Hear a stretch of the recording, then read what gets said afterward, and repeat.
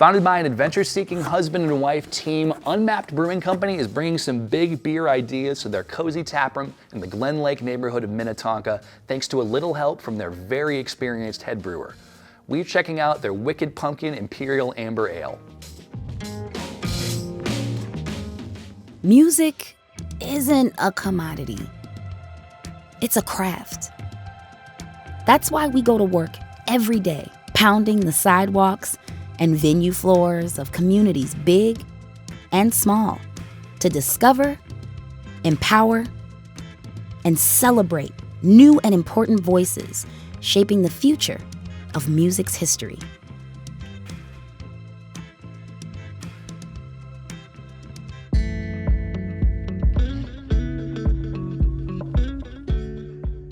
My husband and I, JD, are big outdoor, avid nature lovers. We met down in South Carolina, and from there would go to the mountains of North Carolina. Asheville is a big beer hub and lots of beautiful Smoky Mountains around that area. That's what kind of inspired our love for kind of going out and forging our own trail, just to say, go somewhere unmapped. When we created Unmapped, hoping people who would come here would also embody the go somewhere unmapped. And maybe it's not going hiking, maybe it's trying a new beer style or something just a little bit outside of your comfort zone. Being in the western suburbs, where people, I think, were still a little bit on the edge about craft beer and what that is, we thought that the Belgian beer is a really nice introduction. People blew us away and quickly were like, no, we want the IPA, and that is our bestseller. Our craft beer lineup, we started with 4 Belgian-style beers, and then as we've expanded our tap list to 12 beers, 3 of them are still Belgian-style. We introduced a lager line, sour line. That's been really popular for us.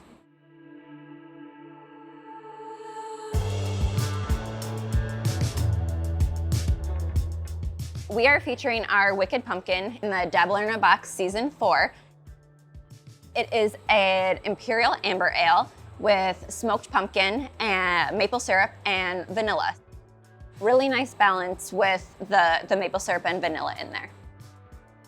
Friends of mine actually created this beer as part of a home brewing competition, and we've kind of put our own twist on it.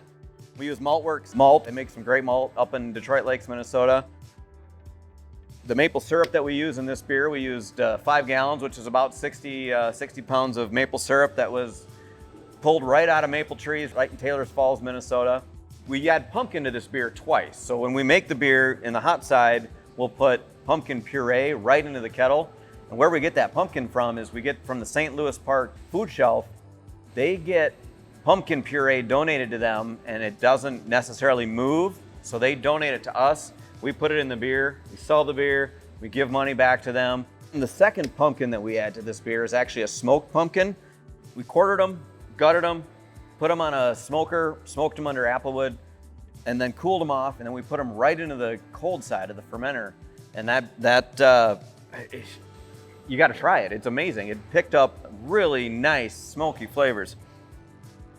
Really popular in the tap room beyond Halloween, because now with the pumpkin and maple syrup and vanilla can kind of play on moving into Thanksgiving. So it's a perfect fall beer, which is why I really like it.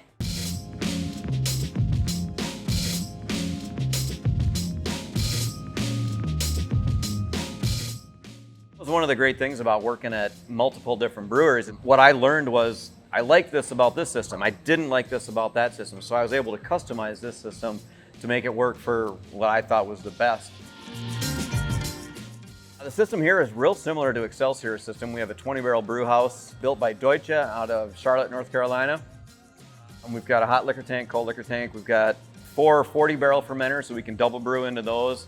We've got 3 20-barrel fermenters. And then we also have the luxury of a pilot system.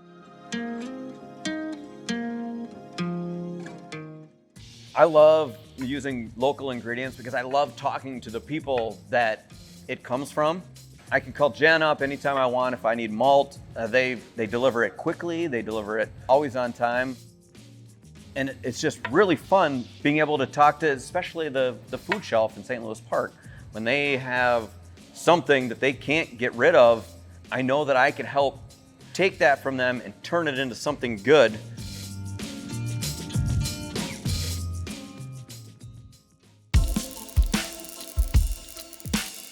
We got some beers coming up.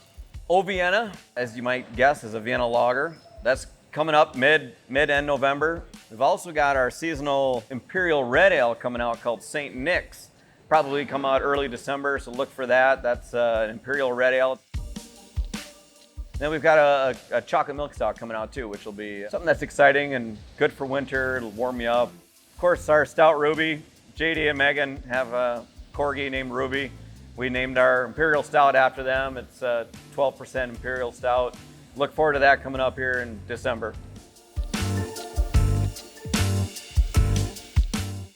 Thanks a lot for visiting, you guys. This wouldn't happen if it wasn't for the fans, for the people who are buying our product, and we've been blessed with people who have been supporting us since day one. You can find all of the beers that we have on tap and to go on our website at www.unmappedbrewing.com, or follow us on Instagram, Facebook. Keep all that information up to date as well. But appreciate talking with you a little bit, and cheers. Cheers.